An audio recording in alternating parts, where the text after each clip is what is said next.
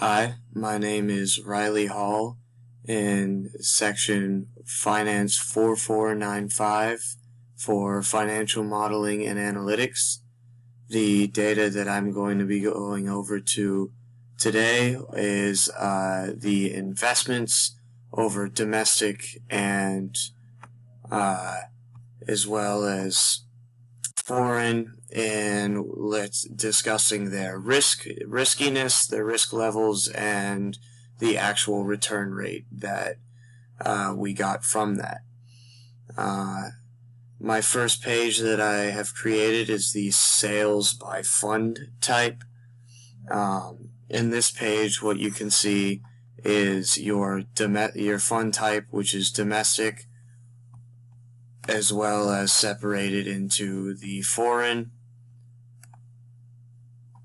The variable that I'm choosing to look at right here is to see what your 52-week high and your 52-week low would be for whatever company. The filter, just say you want to look at American Century Heritage A. You would see that the sum of the return rank is 3, so it's not great, but you see that you invested around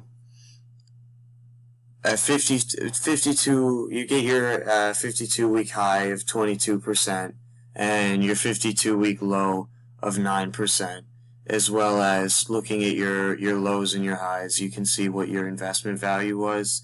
And for here, the investment value was $175 million, which is a lot. If you wanted to look at a different one, same thing. You see what your investment value is. You see what your high and your low is for your return rate. And as a sum, you can look at what all of them are. So you see that Baron Asset is yielding a lot higher than American Century Heritage A. You could look at, just for your domestic, your Dodge and Cox stock is probably going to be your best stock here, where you're getting your highest return as well as your highest low, but you also invested a fairly little amount into that. The second one that we look at is the map of the average market cap by risk. For here, I wanted to see how much actual risk went into going into the actual investments.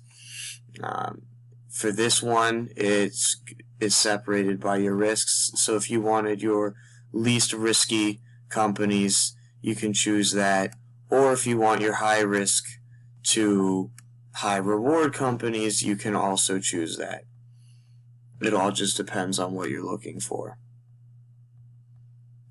Last, you have your risk assessment by size.